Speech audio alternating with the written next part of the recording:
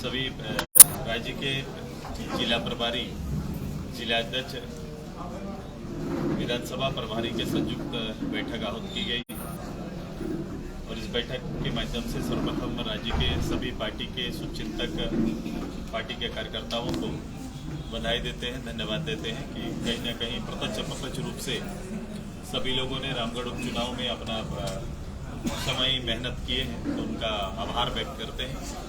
रामगढ़ की जनता का भी आभार व्यक्त करते हैं जिन्होंने पार्टी को चुना। सहयोगी दल का भी आभार कि उन्होंने बेहतर सहयोग से ये परिणाम बनाने में हमें सहायता मिली। और साथ ही साथ पार्टी के रामगढ़ उपचुनाव के कारण पार्टी के मूल कार्यक्रम महाधिवेशन का वर्ष हमारा था और महाधिवेशन की तिथि पूर्व में मार्च महीने में तय जो नहीं हो पाई।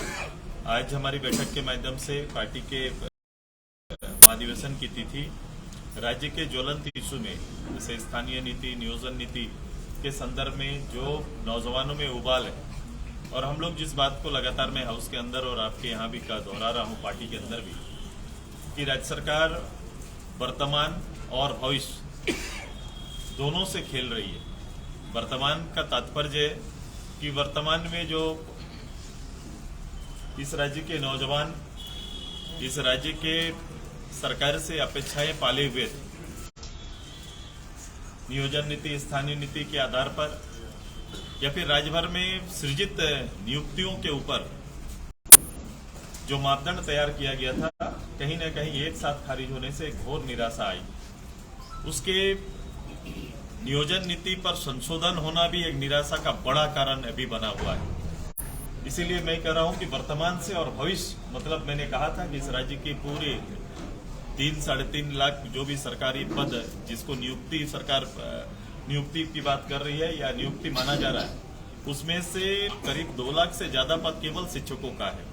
और ये पद के ना रहने से जो भविष्य होंगे इस प्रदेश के लिए, जिसे हम भविष्य कह रहे हैं, उनका भी नुकसान, उनके निर्माण में भी नुकसान पहुंचा रही है। तो ये सरकार वर्तमान और भविष्य दोनों का नुकसान पहुंचा रही है।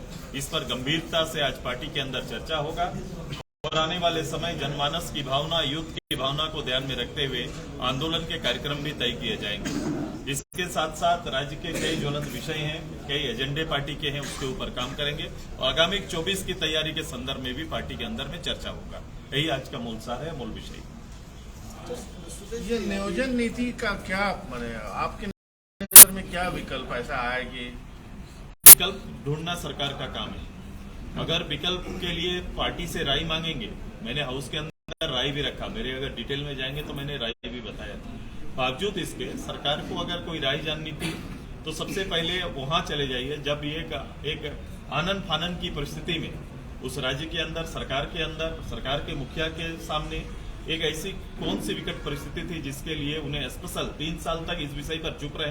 हाउस के अगर रिकॉर्डेड चीजों को अगर निकाल के देखें, हाउस के अंदर उनका बयान 3 तरह का बदला है इस इशू पर। तो बयान में पीछे अगर झांकेंगे तो उनका बयान कुछ और है, बाद का बयान कुछ और है, और एक प्रस्ताव, एक दिन का सत्र बुलाते हैं और प्रस्ताव लेके आते हैं कि इस राज्य के स्थानीय नियोजन नीति के ऊपर वो प्रस्ताव लेके आते हैं। परिणाम क्या होता है कि जब एक दिन का सत्र लाते हैं, एक दिन का सेशन आप खोलते हैं, लेकिन उस सेशन में आप दलीय डिबेट नहीं होता है, किसी को अपने पक्ष रखने का, दलीय पक्ष रखने का किसी को अधिकार नहीं होता है। सरकार प्रस्ताव लाती है और पास होकर चला जाता है और इसको भारत सरकार के लिए अग्रसारित कर दिया जाता है।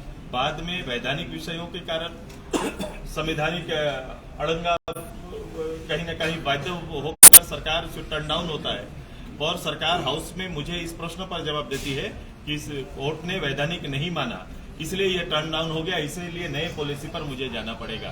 तो ये प्रश्न चिन्ह उन पर है कि ऐसी क्या परिस्थिति थी कि सरकार वैधानिक चीजों को, और खासकर उसी सरकार के विधि विभाग की राय जो आया था उसको इग्नोर करते हुए, कैबिनेट की शक्ति का प्रयोग करते हुए इस काम में आगे बढ़े थे।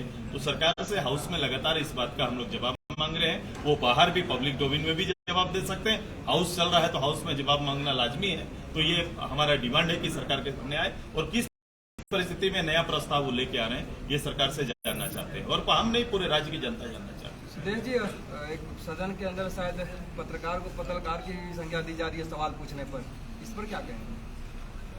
हाँ, आज अखबार में मैंने देखा है, अखबार में सदन में ही सवाल उठा था सर। हाँ? सदन में ही ये बात उठा। क्या उठा? सदन में ही ये विधायकों के द्वारा एक बात उठी, क्या उठी? ये पत्रकार की संज्ञा दी जा रही है। ये अवमानना है। ये एक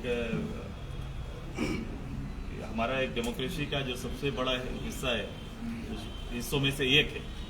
और कभी भी उस डेमोक्रेसी को लीड करने वाले जो प्रतिनिधि होते हैं, उनके लिए ऐसे हल्के शब्द का उपयोग उनका अपमान माना जाएगा। और खासकर प्रतिनिधियों को इससे बचना चाहिए, चाहे सरकार रहे, सरकार के पक्ष के हो या विपक्ष के हो। कुछ दिन पहले युवाओं की तरफ से 60-40 नेचर को हैशटैग का ट्रेंड चलाया गया। आंसू का समर्थन में किसी तरह का ट्रेंड नहीं, मैं ये सब चीजें, क्योंकि आज के दिन में एक मीडिया का ही एक प्रचार का या अपनी बात रखने का एक प्लेटफॉर्म है, लेकिन सरकार को उस प्लेटफॉर्म, सरकार ने नियोजन नीति पर उस प्लेटफॉर्म का इस्तेमाल कर लिया। उन्होंने राय मांग लिया राज्य की जनता से तुरंत से। वो एक बड़ा भ्रमित है। जब आप स्वचालित एक गवर्नमेंट है, खुद आप अधिकृत शासन चला रहे हैं, आप विधान बनाने वाले हैं, आपको पोर्टल से या फिर आपको ये सोशल मीडिया से लोग युद्ध के भावनाओं से नहीं खेलना चाहिए। आप सभी लोग जानते हैं कि ये कितना ऑथेंटिक है, या फिर उसकी जांच करने कौन चला जाए। अभी दोनों में यही चर्चा चल रही है कि कौन सही है और कौन गलत है। इस पे ना जाकर मुख्यमंत्री लीडर, हाउस लीडर, राज्य के लीडर खड़ा होकर सामने अपनी वेदना रखनी चाहिए। सर, मेरा सवाल था कि आपका समर्थन है, आंसू किसी तरह का प्रतिक्रिया नहीं है उसमें, उस ट्रेंड को? नहीं, अलग से कोई प्रतिक्रिया देने की आवश्यकता नहीं है। मैंने कहा इस आंदोलन को लेकर, नियोजन स्थानीय नीति को लेकर जिस स्तर पर भी, एक छोटा से छोटा स्तर पर भी कोई लड़ाई लड़ी जा रही है, उसको समर्थन हमारा है। सुदेश जी, 60-40 में ऐसा क्या लग रहा है आप लोगों की? हम उसमें विश्लेषण करेंगे, आज छोड़ दो, करेंगे उसमें, वो भी बता देंगे आप।